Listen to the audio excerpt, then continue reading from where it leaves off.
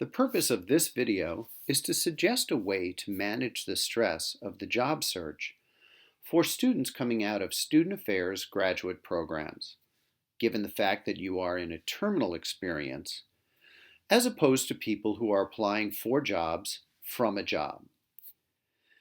In my experience, there are two major variables impacting the complexity of the job search. The first is job type.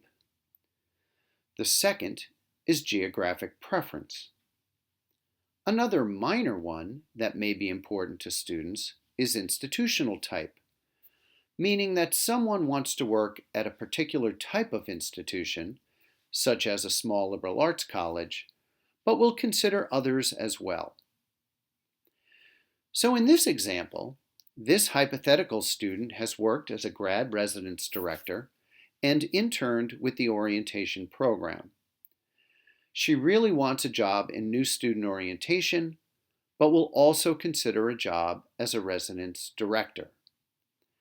Geographically, this student wants to work in or close to New York City. If she can't work there, she will consider working somewhere along the Atlantic seaboard from Connecticut to Washington, D.C. Finally, if necessary, she is willing to consider jobs along the East Coast from Boston down to Florida. So the key is to segment the job search so that she isn't applying for resident director positions in North Carolina early in the job search, which may cause her to miss out on an orientation position that comes open later on. So my suggestion is to lay out a timeline. Then prioritize both job type preference and geographic preference along that timeline. Let me show you this example. In this case, our student will immediately start searching for orientation positions in New York City and continue looking there throughout the search. Then starting in March, she will extend her geographic search for orientation positions to the Atlantic seaboard.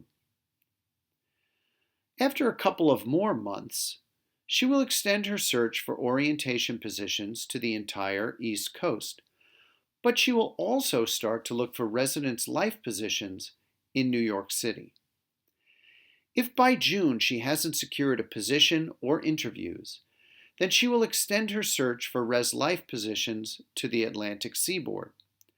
Finally, if she is still jobless by August, she will start looking for res life positions along the East Coast.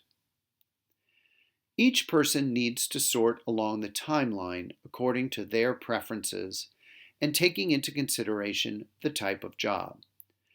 For example, knowing that she has res life experience and that there are so many entry-level res life positions available, she can afford to wait until August before extending her search along the entire East Coast. A person with a different job type as backup may need to geographically extend their job search earlier. If you have student affairs job search questions, feel free to follow me on Twitter and tweet your questions to me directly. Good luck with your job search.